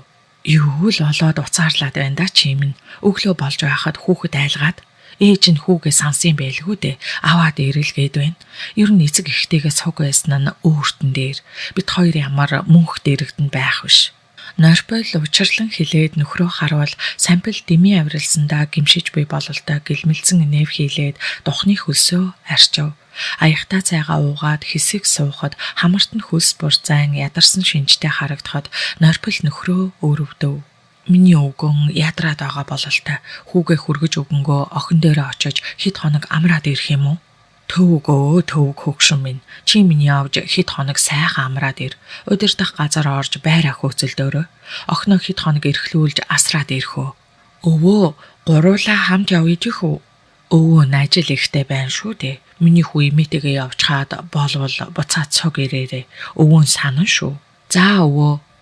Сампл ээжигээ буцаж ирсэн гэж бэлэгшин галын зээ хүүдээ хайртай гэж жигтэйхэн. Өвөө, та надад бэлэг өг. Би дандаа хадгалж явна. Тэгэлгүй яах вэ? Өвөө нь хүүдээ бэлэг өгнө гэсэн сампл ухсхийн босож навчааг гидсэнд олсон жил Наташатай хамт очиход түүнийг хүн хийсэн Монгол их амгалангийн бэлгэлсэн алтан таван хошууг бяцхан зээгийнхээ алган дээр тавиад духан дээр нь инхрийлэн үнсэв. Яах нь вэ? Ийм нялх хүүхдэд хүнддэг юм биш үү? Гэж нойрпол тэсэлгүй дуу алдахад зүгээр зөөхөө эрхүн дааж эдэлдэг. Миний хүүхэнд битгий үзүүлээрэ. Өвөөгөө санах үедээ дэрлэж унтаж байгаарай. Тэгэхээр л өвөө нь зүүд нойронд нь гарч ирээд л хүүтэйгээ яран шүү дээ. Үглгэр шиг юм ярих юм гэсэн нойрпол хөхөрч чингүүн ихэд сонирхон эргүүлж тойруулж үзснээ өхөөрдөм хөөрхөн инээмсэглэв. Манай зүрлэгийн харь ялагдах газарт дээр мод хулгайлагдаж хид хідэн ачааны вагон унах шахлаа. Яасан муу ёртой юм бэ? Хин хулгаалаад байгаа юм бол доо. Хорлон сүйтгэх ажиллагаа бололтой. Муу сайн хятадын тагнуулуудын хийдэл бодолтой байлгүй гойргүй гэж самплыг ихэд албархуу хэлэхэд нойрпол хөхөрч за балаараад вэ. Хятадын тагнуул авахта яадгийн. Замзуурын түлээ модгүй айлгууд л аваа биз. Хүний дэргэд ингэж хинхиглэв дээ. Нүдний булаа болон шүү гэлээ. Үгүй ээ. Зэрэгэлдээ зүрлэгийн манайхта зэрэгцээ газарт дэр моднууд цуглагдаж таваар вагон унсан. Бүр зориуд унгах гэсэн хорлонт ажиллагаа. Вагоноос унсан бараа алдагдсан. Үүнийг нэгээр биш ээлжээр манахаас биш гэж сампел ихэд ноцтой хэлээд нэг зүйлийг бодон чимээгүй сууж бодолт автав. Яасан аймаар юм бэ? Нэрээ өөрийн харьяа зам дээрээ ээлжээр манаа гаргадаг юм уу? Харин нээхөө. Голдуу олон улсын таварын вагон ирэх үеэр дэр мод цуглагдах боллоо. Яасан нүгэлтэй юм бэ? Нэг л эвгүй байна даахөө. Маргааш таварын вагон ирэх өдөр шаантаг давааг хідэн хүнтэй аваад өдөржин шүнжин замаа тойрхоос биш. Ямар хэцүү юм бэ? Болгоомжтой л байгаарай да үгэн минь. Зүгээр байгаа. Би яавал гэжтэй. Та хоёр минь явдгаараа яв. Өвөөгийн хүү эргээд эмээтэйгээ ирдэг юм шүү. Өвөөгийнхөө машинаар хүргүүлээд дархан орчих. Автобус арай хурдан биз. Оройн суудлаар миний хүү ядарна гэсэн сампел Чингүнийг дээр өргөн үнэрлээд эхнэрээ тэрч Чингүний нүдийг хариулан байж урал дээр нүнсээд ханхийдл санаа алдан гарч явав. Энэ маань ингэдэггүйсэн. Юу болсон юм бол тоо гэж бодсон Норпол араас нь гарч харвал сампел нэг зүйлд ихэж чаналсан бололтой бүхтээс нь том алхасаар ажил өөдөө явж байлаа. Ямаат хайрхны цаанаас том улаан наран мэлтэсгийн гарч үйд мөн цацаргаа газар дэлхийд харамгүй түгээхэд нөхөр газарт дэлгэгдсэн нарны цасаргийг туучих мэд өмнөөс нь алхасаар холдов. Эмээ харда миний өвөө наран дотор орчхож өвөө нь юу боллоо гэж наран дотор орох билээ дээ. Өвөө нарны өөдөөс алхаж байна. Одоо яана нар миний өвөөг авчих үү дээ. Муу ёр гэж нар хүн авдаггүй маа. Нар хүн төрлөختөнд гэрэл түгээсэн хамгийн сайн зүйл байхгүй юу? Би өвөөгөө санаад байна. Араас нь гүйлээ эмээ. За битгий маяглаад вэ. Хизээ ийм том эрчин дөнгөж сая явсан өвөөгөө санаж байсан. Машин ирж байна. Эртхэн дарахаа ороод машиныг нь буцаая. Тэхгүй бол өвөө нь явган яваад ядарна. За эмээ би өвөөгийнхөө өгсөн бэлгийг аваад ирээ. Минийхөө тэр бэлгийг хамаагүй хүнд үзүүлж болохгүй шүү. Хүн булаагаад авчихдгийн гэсэн Норпол охинд хэлж алтан хошууг даалт хийлэхээс эрхлүүллээ гэхэд арайч алтаар тоглох болоогүй. Алдас болно гэж бодов. Машин давхин ирэхэд Норпол зээх үгийнхээ хамт машинд суугаад нөхрөө харвал сампел өглөөний нарны өв түмэн цацаргаар хүрээлүүлэн ажил өөдөө алхасаар байв.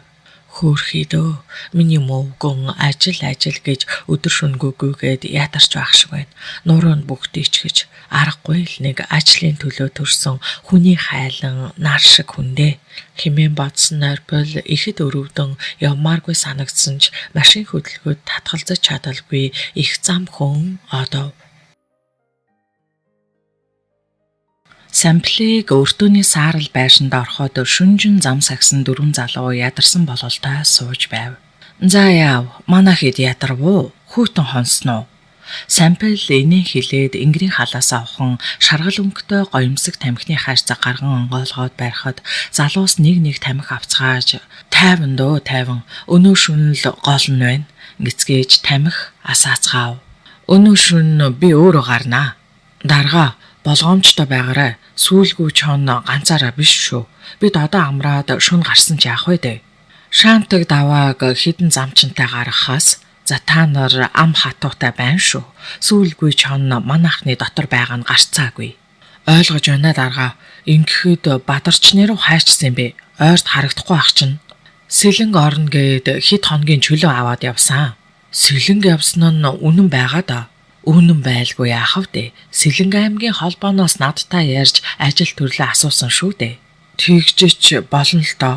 Хилэмгийн байрын шар залуу үгээ таслаад бусдыгаа харснаа босож хаалга чиглэхэд бусд нь ороод цонхоо онгойлговол нөгөө хідэн залуус шаантаг даваатай уулзаж нэг зүйлийг ихэд амжилан ярилцаж цаатхан жигтэйхэн анхааралтай сонсож байснаа самплийг харж хоолоо засан чимээ өгөөд толгойд огхоход залуус явж даваа дотогш оров.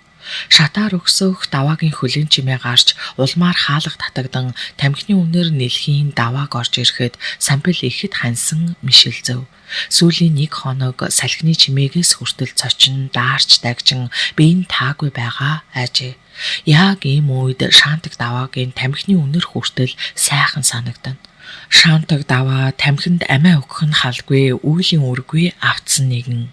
За, манай дараагаар сони юу тавдэ? Гэсэн манер сандал яаж гнуулан сууж халаасаа ухан мампсааны хайрцаг гаргаж ширээн дээр тавин тагийг нь авч сонины цаасанд улаан дүнс ихэд нямбай зовлон хийж сурамгай гэгч нороогоод шүлсээрээ нааж амандаа зууснаа асаан гал улал зуулан сорж гарах нь тэр. За шаантаг минь муу өрөөг минь төм мөртгэнэ чи. За гайгүйч үздэй дарга. Энэ залуучуудын үнэн сонины цаас овоо нэмгэн юм а тамхи орооход. Хайс төрийн хөвлөл чиний тамхины цаас болоод амар юм болох нэ гэж сампл дургуйцав. Одоо яах вэ дэ дарга минь тамхины цаас захиад авчрах амтан алга. Танаа норпл захидаг байж мартаж орхиж хаалга гэж. Цаадах чинь нэг явсных загсан захиагүй аваад ирэх байлгүй дээ. Олон тамхич байна газар. Уг нь тийм л дээ. Гүй чи миний тамхинаас татаач хөө. Ёстой нэмэргүй. Шолхийгээд давсгүй хоол шиг цааш явдгүй. Көө юрөө болохгүй юу тэгвэл юу сайхан дур сайхан хойно. Даваа тамхиа улангасан татаж хөхүтаа соноглуулахад сампл адган босоож цонхоо цэлий тэлнэхэд дарга сүртэй гэдг нь гээд тэрээр хүг хөхрөн. Даваа ашгүй тамхиа татаж дуусаад тамхины савн дээр нэтгэрэн унтрааж хогийн савнд хийхэд самплын санаа амрах шиг болов. Ингэхэд дарга танаа хууд бадарч сэлэнг яваг юм шүү. За зойлогтой байцгаа Сэлэнгэ аймгийн холбоон дээрээс надтай ярьж байх ч үдээ. Хизээ тантай ярьсан гэж 5-6 хоногийн өмнө. Энэ хугацаанд хэд сэлэнг ороод хэд энд ирэн шүү дээ. Яасан? Бадарч гэртээ ирсэн байна уу? Пагмаас асуухаар ирээгүй гэхийн золиг гэж. Тэгээд ирээгүй байгаа хүнийг чинь юуг нь надаас асуугаад байдаг байна. Үгүй нэг учир байна дарга минь. Ямар учир? Бадарчиг урьдчүн ээж их рүүгээ орж байхыг нь манайхан харсан байх юм. Ашгүй тэгвэл бадарч ирж илтээ. Гэрээхнэн тэгтээ ирээгүй гээд ах юм. Үгүй яах вэ? Гэртээ ирээгүй ээжиндээ хонсныг нь мэдэхгүй пагм ирээгүй л гэж хэлээвэз. Та нар ч одоо байдлаа бадарчиг хардах нь залгинууд чинь. Хардах үндэслэл байна. За галзуураад байгаарай. Бадарч юу боллоо гэж. Арайч тийм бишээ зайлуул. Та нар чи юу болоод нэг гоочлаад байгаа залгинууд вэ? Ажилдаа гарцгаая. Дими юм буурцгаагаад пагм сонсвол яана. Замаараа бадарчиг ээж ихээс нь аваад явах юм биш үү? Тэгээд дарга минь олны үг гэсэн шаантаг даваа даргийнхаа муухай харцтай тулгаран хилээ хазах мэд чимээгүй болоод гарч одов. Энэ нэг хэдийн юм чин яачгаад бадарчиг мань гоочлоод унав та. Ойр ойрхон хит хитэн удаа чөлөө авсанд тэгээд байгаа юм болов уу? Ер нь юм хамжаарахтан дээр ойрд ер нь чөлөө ахиж өгөхгүй. Бадарч ховын ажлаа бодоод байгаа юм ч байгаамаа.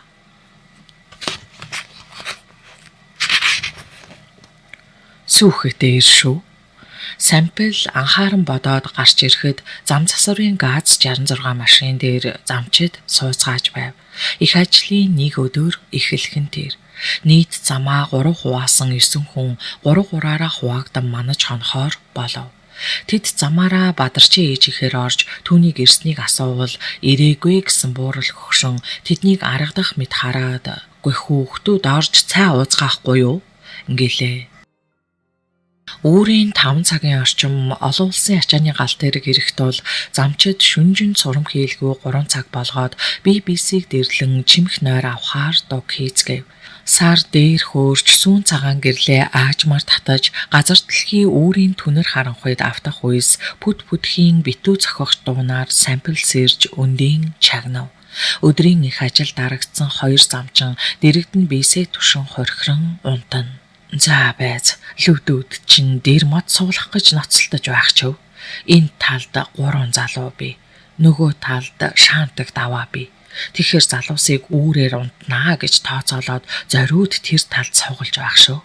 Эсвэл бүр биднийг мэдэхгүй зам зориуд эвдэлж байх шүү.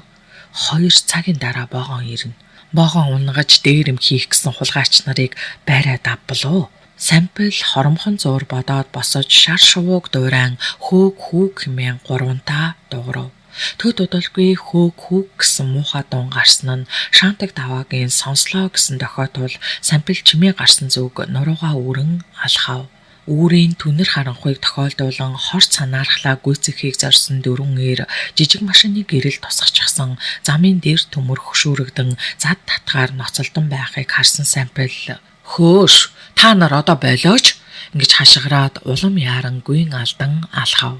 Унтаж байсан хоёр залуу түүний хашгирах чимээгээр сэрж босон харайж араас нь гүйж "Дарга юу олвоо" ингэж хашгиралтахад тэдний дуунаар жигтэйхэн зоригчсан Сампел "Болцгоо та нар. Гүй одоо яаж байна та нар чинь улсын өмч сүйдгээд" хэмээн хашгичхад "За бааларлаа. Танигдах юм бол бааларлаа л гэсэн үг. Машин дасуу. Хууртхан зовхтээ" гэх жигтэйхэн танилтуу салхин дээрээ сонсогдоход "Гүй эн чинь баатарчуу да" гэсэн бодол төрөхөд Сампел улам яаран алхав. Машин асаагаач хүрээд ирлээ. Хин хийг новш чинь үхлээ л дээ. Өөрөө ирээд ирлээ гэж. Тэдний яриа тун ойрхон сонсогдож үхлийн аюул тун ойрхон занал килэн бууд мэдсэн ч Сампел зогссонгүй. Араас ирэх хэдийгээж хүлээсэнгүй. Ямар нэгэн далдын хар хүч урагш маш эрчтэй явуулж байв. "Новш гэж хүрээд ирлээ штэ наад новш чинь. Нам зохио тэгээ зухтээ. Болохгүй. Наад хүнээ зохиж болохгүй. Ёстой болохгүй шүү" гэх Бадарчин сандарсан дуун гарахад "Маргааш чамайг энэ новш барьж өгнө штэ шоронд." Тэдний яриа яг дэргэд сонсогдоход "Баатарч мөн байна. Баатарч минь дээ. Чи ийм хүн байсан юм уу?" гэж бодсон Сампел "Баатарчаа чи яаж байгаа хүн бэ? Арайч дээ" хэмээн чанга хэлээд урагш алхтал тасгийх дуун гарч тэрээр тас гэдэргээ харан ойчов. Дараа нь машин асах сонсогдож машины танил өнөр нэлхийгээд газар доргион давхин одов. Ямар ч байсан хар санаатанд зам аюулдүүлсэнгүй. Одоо удахгүй боогон ирнэ. Боогон ирнэ. Өдөр бүр ирнэ. Амьдрал зогсохгүй. Харин би хань минь үрс минь. Дотор ухаан алгуур түүнийг орхин одохдоо хамгийн сүүлдийн хүний орчлонд учиглан шивнэв. Хөлийн чимээ ойртож, ойр дотны нөхдийнх нь халуун амьсгал түүнийг бүчин авахыг тэр мэдсэнгүй игнэх додсон байлаа. Бурхан тэнгэр минь, даан чи авдаа дарга. Хурц ирмэгтэй зөвлөлд хаг цохиулж цуснд бодогдсон тэргүүнийг нь өвөр дээрээ тавиад шаантаг даваа орчны харанхуйг үргэн зайлтал зүрхрэн ихэр татав.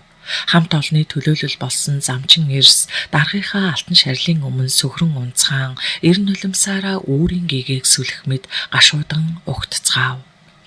Машин авчир та хөөр химнэ гэж гэрт нь аваач. Эхнэр хүүхдэд нь юу гэж хэлэндэ? Яаж байгаа юм бэ дарга минь? Намайг хүлээгээ зогсож байхгүй. Намайг хурдан явсангүй гэж загнаа зогсож байхгүй дээ. Иви минь гэж ямар их өвдөө бол доо. Ингэсээр даваа талигаачийн ингэрт нүрээ наагаад цорхирон уйлав. Тэдний их талигаачийн цогцыг өргөн машин дээр тулгаж байтал газар чичирхийлсэн их чимээ гаргасаар олон улсын таваарын вагоны урт цуваа давхин өнгөрөв. Энэ л вагоныг очих газарт нь эсэн мэнд түүчээлэн хүрэх гэж амиа өргөсөн игэл эрийг үл тоох мэд уртын урт тэр цуваа газрыг цочроон давхин одов. Энэ их чимээ, энэ дуун, талигаач Самплийн амьдралын дуун байлаа.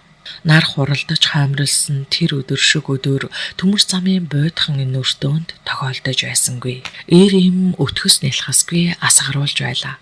Хот руу явсан норплын хойноос хил өгөх гэж төмөр замын удирдах газар руу ярьж байж арай хинхил авалцав. Үдээс хойш гэхэд удирдах газраас талигаачийн оршуулгын комисс томилогдож гэр бүлийн хүмүүсийнх нь хамт машинаар хотоос гарч буй хил ирж өртөөнийх нь жаахан тайвшрах хайдаж байтал хэд хоногийн өмнө чөлөө авч сэлэнг явсан Ярав бадарч замын унаа дамжин жигтэйхэн ядарчихсан хүн ирж худаа бурхан болсныг мэдээж гинтийн цочролтой эвлэрч чадалгүй ухаан алдан унаж өртөөнийхнийг баахан сандаргав. Улаанбаатар төмөр замын удирдах газраас гарсан оршуулгын комиссийг талигаачийн анд сайн нөхдөөнийг гарам удирдан хотоос гарчээ. Насны ханаа зууртаар алдсан норбол арын суудалд охинтойгоо зэрэгцэн суугаад мэгшин уйлцгаана. Ээж эмээ хоёроо толгой өд татахгүй уйлахыг харсан бяцхан чингүүн уйлмаар санагдаж нүдээр нь нулимс бүрхэн юм харагдахгүй болоход сэмхийн нулимсаа арчаад өвөөгийнхөө өгсөн гоёмсог хошуу гартаа атгав. Миний хүү өвөөгөө санахаараа дэрлээд онтож байгаарэ. Өвөө нь зүү дээр нь дамжаад яваад очино. Өвөөгийнх нь дуу сонсогдох шиг болоход хүү таван хушууга халаасандаа хийлээ. Өвөөгийнх нь дуу сонсогдохгүй болов. Хүүгийн царай урамгүй болсноо дахиад л гартаа хатгав. Өвөөгийн дуу дахин сонсогдох шиг болоход хүү инээмсэглэнэ. Чингүүн ээжийнхээ гараас татхад ээж нь түүнийг тоосонгүй. Уйлсаар л байх тул эмээгийнхээ гараас татав. Яасан бэ миний хөө? Ам цангачихсан уу? Норбол жаал хүү гаргадан хараад хазар дээр нүсээд санаа алдав. Ам цангаагүй. Тэгээд яах гэсэн миний хөө? Өвөөгөө санаад байна. Тэгдгүй маа миний хөө. Эмээ, миний өвөө нар болчихсон юм уу? Өвөөг минь нар авчихсан гэж би танд хэлсэн биз дээ. Бурхан минь гэж.